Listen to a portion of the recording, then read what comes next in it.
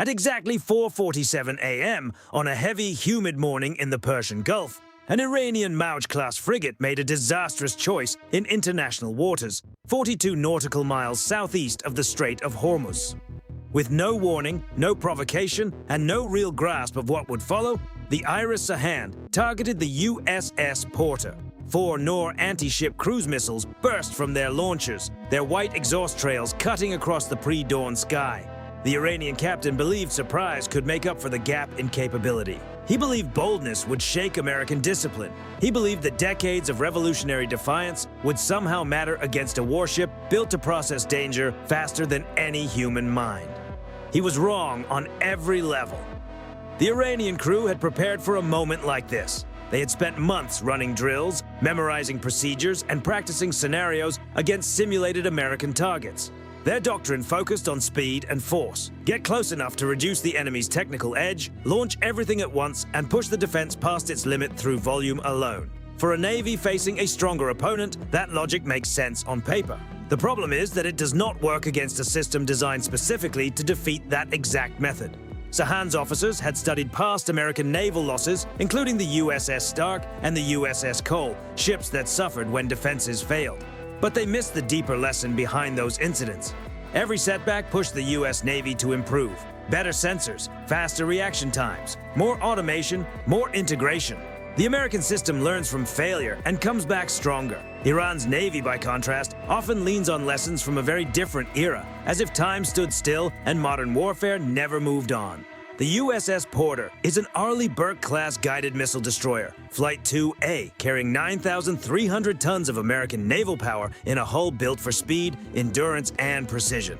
Its 4 General Electric LM2500 gas turbines produce 100,000 shaft horsepower, enough to drive 509 feet of warship beyond 30 knots. But in this situation, raw speed was not its greatest strength. Information was.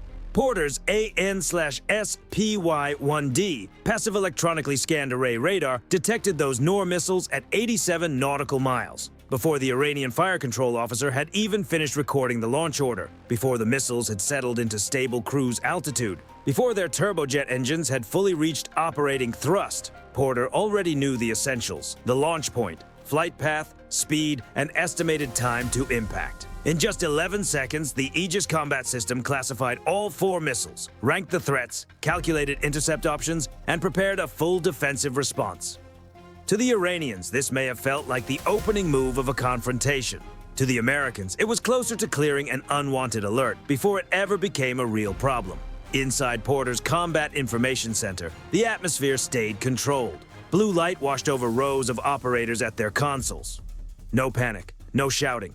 Just the steady sound of cooling systems and the quiet tapping of keys. The tactical action officer confirmed the ship's status.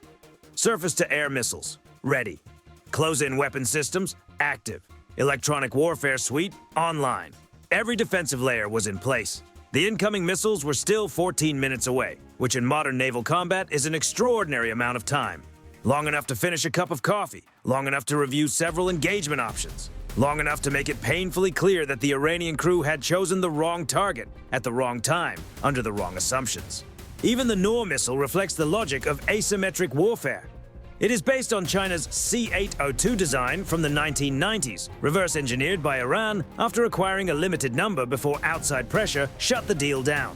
Since then, Iran has produced its own versions. The Phase 2 variant flies at about Mach 0.9, skimming the sea at 20 to 30 meters before dropping to just 5 to 7 meters in its terminal approach. It was designed to be difficult to spot, difficult to track, and difficult to stop. But difficult is not the same as impossible, especially when the target has already seen everything coming long before the first missile ever had a chance to matter. Its turbojet engine is an Iranian-built copy of an older French design. The missile carries a 165-kilogram high-explosive warhead capable of punching through a ship's armor, and its range reaches 130 kilometers. On paper, that makes it a serious threat. Against a lightly defended cargo ship, it could be devastating. Against an Aegis destroyer, it is more like a problem with an answer already built in. To understand why, you have to understand how Aegis works. Think of it as the ship's nervous system. The AN/SPY-1D radar acts as the eyes, with 4 fixed arrays providing full 360-degree coverage, tracking more than 100 targets at once while maintaining firing solutions on each of them. The combat direction system acts as the brain, sorting radar data, judging threats, and deciding how to respond. The weapon control system acts as the hands, selecting the right interceptors, calculating firing solutions, and launching them. Everything is connected, everything is automated, everything moves faster than any crew could ever manage by hand. The USS Porter was not facing 4 missiles with 4 sailors. It was facing 4 missiles with a machine-built combat system that works in fractions of a second and never freezes under pressure. At 4:52 a.m., the Noor missiles settled into cruise flight, leveling off at 23 meters above the waves. Their radar seekers switched on, searching for the target signature. During this phase, Iranian guidance depends on inertial navigation, then shifts to active radar homing for the final attack. The missiles pushed toward the target's last known position, making only minor course corrections based on internal gyroscopes. The method is simple, predictable, and that is exactly the kind of threat American naval defense was built to defeat. Porter's electronic warfare suite picked up the missile's radar emissions instantly. Frequency, pulse rate, seeker behavior, every detail was identified and processed. The AN/SLQ-32 system immediately began soft kill measures, using electronic jamming to distort the destroyer's apparent position. On the missile seekers, the ship seemed to vanish, reappear, and split into false returns. Phantom targets bloomed across their radar picture. The missiles kept coming, kept searching, kept locking onto a ship that now seemed to exist in several places at once. None of those places were real. The first hard kill response began at 29 nautical miles. 2 RIM-162 Evolved Sea Sparrow missiles launched from Porter's forward Mark 41 vertical launch system. The ESSM is one of the core tools of naval air defense. Fast, aggressive, and built for exactly this kind of intercept. It can reach around Mach 2, pull extreme maneuvers, and use semi-active radar homing, relying on the ship's radar to guide it in the final phase. Each missile carries a 40.5 kilogram blast fragmentation warhead designed to tear apart incoming cruise missiles. With thrust vectoring and tail controls, it can turn harder than any human pilot could survive. The interceptors climbed fast, arced over, and dropped into their attack paths, each one following a trajectory calculated with ruthless precision. Then came the first intercept. The lead ESSM detonated 47 meters from Noor missile number 2. Its proximity fuse triggered exactly as intended, releasing a storm of tungsten fragments at supersonic speed. The shards ripped through the Noor's thin aluminum body, shredded its control surfaces, and destroyed the turbojet engine. The missile lost stability immediately, tumbling end over end as its guidance system died before it slammed into the Persian Gulf. There was no cinematic explosion, no dramatic wall of fire, just a $1.2 million weapons system turned into sinking debris in a matter of seconds. The second ESSM struck Noor missile number 4 almost at the same time. This one did not need fragmentation to finish the job. It connected cleanly, direct hit. The impact came in a bright flash visible along the horizon. The warhead of the Iranian missile detonated as it was destroyed, lighting up the early morning sky for a brief moment. 1 threat eliminated, 2 still approaching. The remaining Noor missiles kept moving forward, locked onto their program coordinates, now just 12 nautical miles away. But the USS Porter's Aegis system had already moved to the next layer of defense. 2 RIM-66 Standard missile, 2 Block 3 interceptors launched from the vertical cells.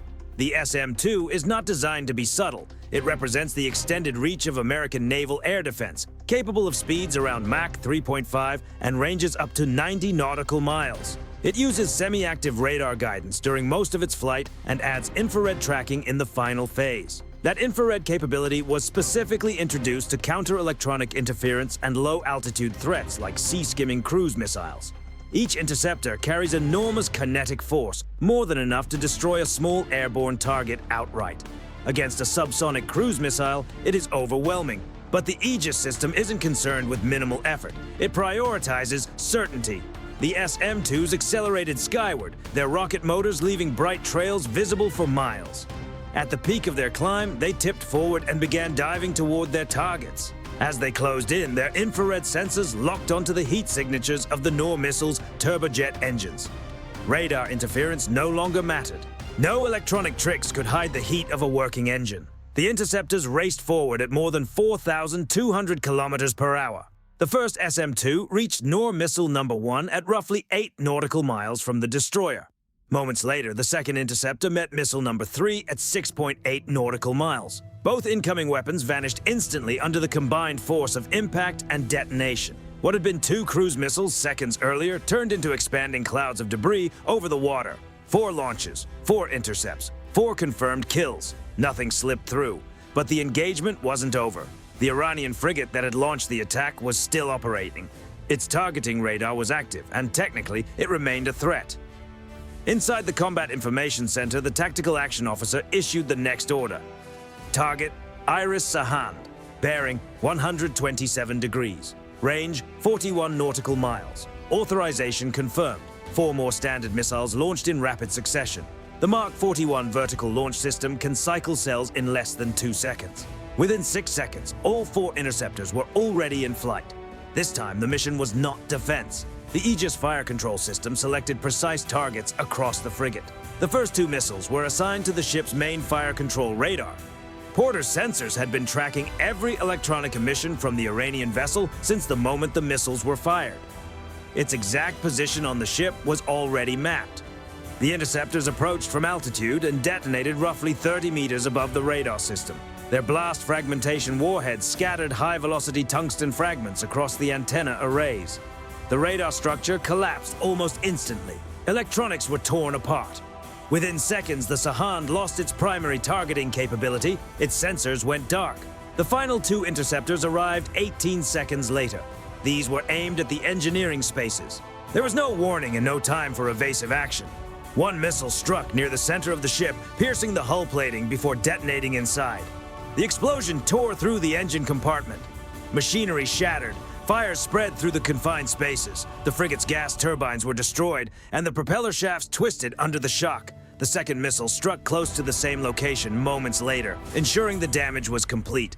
Power failed throughout the vessel. The Sahand was left drifting, smoke rising from multiple compartments. From the moment the first Noor missile launched to the final impact of the last Standard missile, the entire engagement lasted just 8 minutes and 34 seconds.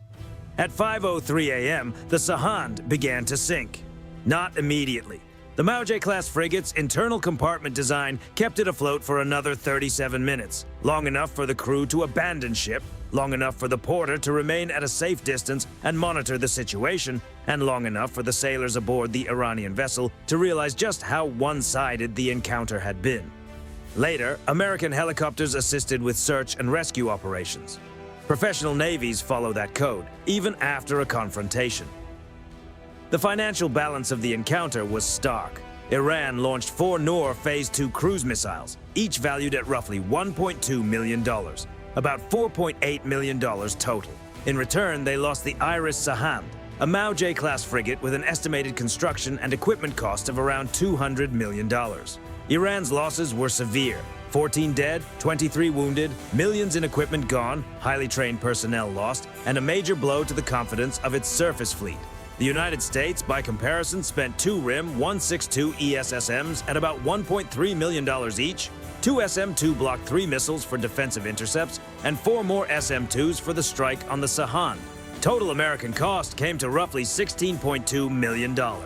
From a military standpoint, the result was unmistakable. 1 enemy surface combatant removed from the fight, a clear display of overwhelming technical superiority and no American casualties. And even after all that, Porter still had the depth to keep going.